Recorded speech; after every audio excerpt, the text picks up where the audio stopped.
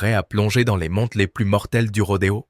Aujourd'hui, nous vous présentons les 10 accidents de monte de taureaux qui ont flirté avec la mort, charges dévastatrices, eau contre métal et instants de pure terreur qui ont à jamais transformé ce sport. Restez avec nous jusqu'à la dernière seconde pour découvrir laquelle de ces catastrophes a été couronnée comme la plus brutale de l'histoire.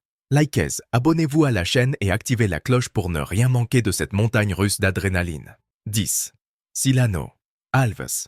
Dos projeté contre la porte métallique. Cyrano. Alves a été renversé avec une telle force par Apollo Stripes que son dos a été catapulté et s'est écrasé directement contre la porte métallique à Las Vegas. Allez! Oh mon Dieu, il a pris un sacré coup juste là. 9. David Cash. Écrasé avant même de réagir. Au numéro 9, David Cash n'a même pas eu le temps de réagir. Juicy l'a écrasé 2 fois avant qu'il ait pu penser.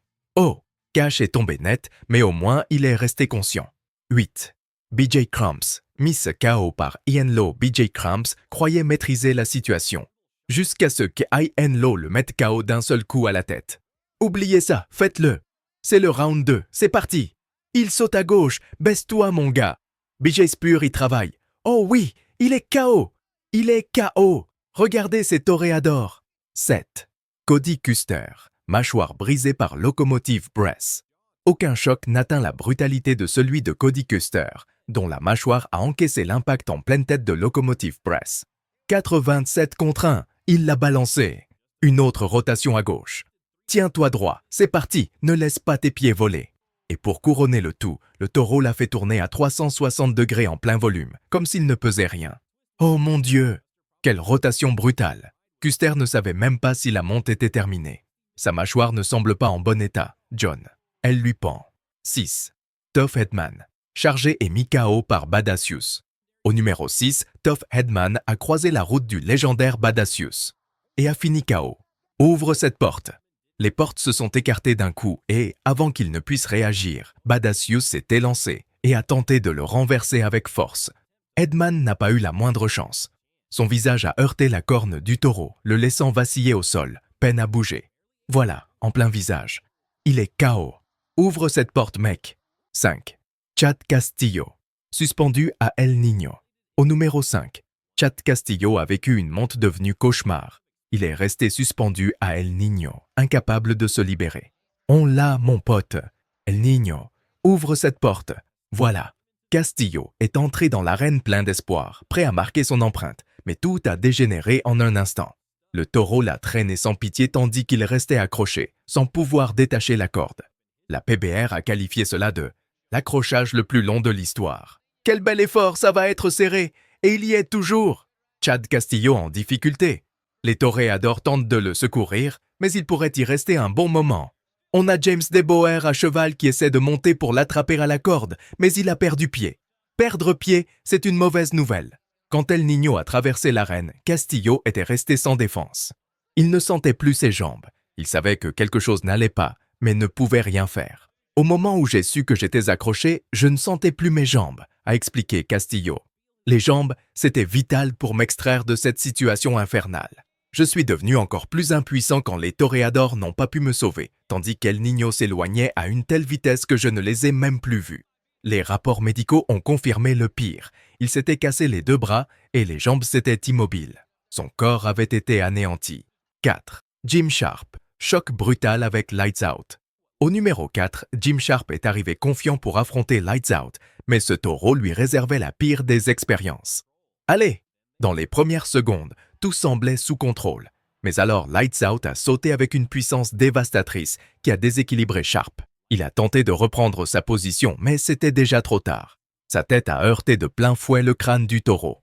L'impact a été brutal, suffisamment pour couper le souffle au public. Mais Lights Out ne s'est pas arrêté. Dès que Sharp est resté inerte, le taureau a tourné à nouveau et l'a projeté dans les airs, comme une simple marionnette. Il a tenu bon? Allez Jimmy, accroche-toi! Il a tenu bon? Allez Jimmy, accroche-toi! Je ne me souviens même pas avoir été projeté, a avoué Sharp. Un instant, j'essayais de me maintenir et l'instant d'après, je me suis réveillé au sol. Je pense que mon corps a réagi avant mon esprit. Tout est devenu noir jusqu'à ce que la terre percute mon visage. Bien qu'il n'ait subi que des contusions, Sharp a admis que la douleur à la tête est différente quand ton crâne heurte celui d'un taureau. 3. Aaron. Zeus Ajustement létal de Promised Land. Aaron Seuss a appris que se qualifier pour les finales mondiales de la PBR ne garantit pas de sortir indemne. Appuie-lui l'épaule ou sors de dessous. Éloigne-toi de là, Big Gun. Promised Land n'était pas qu'un défi. C'était un camion et un taureau fusionnés en un seul. Dès l'instant où les portes se sont ouvertes, l'énergie était différente. Seuss a tenté de se repositionner, mais Promised Land s'en est moqué. Une cravache brutale l'a projeté au loin. Cela aurait dû être le pire, mais Promised Land n'avait pas dit son dernier mot. Seuss est retombé dans l'arène et le taureau était déjà sur lui.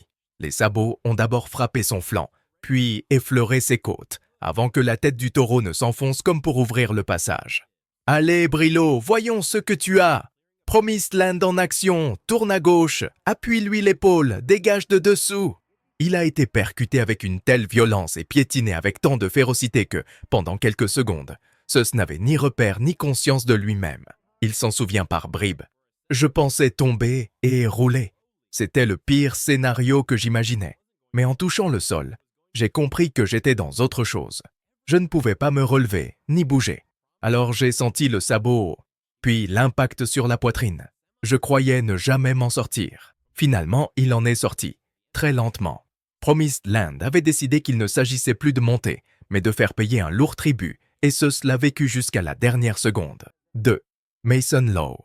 Dernière monte fatale à Denver, Mason Lowe avait 25 ans, une confiance inébranlable et n'ignorait rien de la peur, même quand elle était justifiée.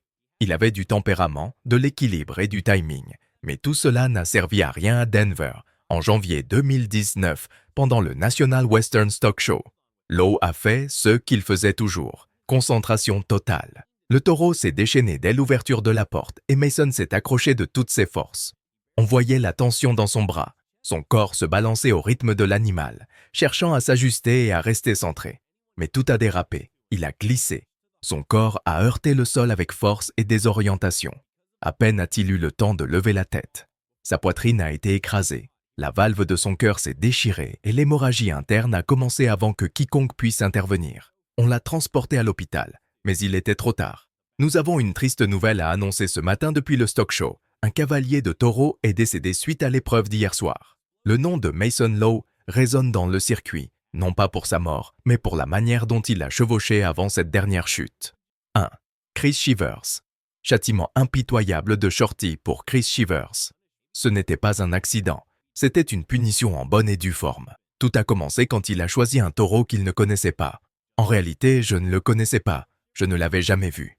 On dit que c'est un taureau noir, trapu et très combatif. Je me suis dit qu'il suffisait de serrer les dents, de donner tout ce que j'avais et de voir ce qui se passerait. C'était là la première erreur. Confiance ou curiosité, peu importe. Quand les portes se sont entr'ouvertes, Shorty est sorti comme un missile.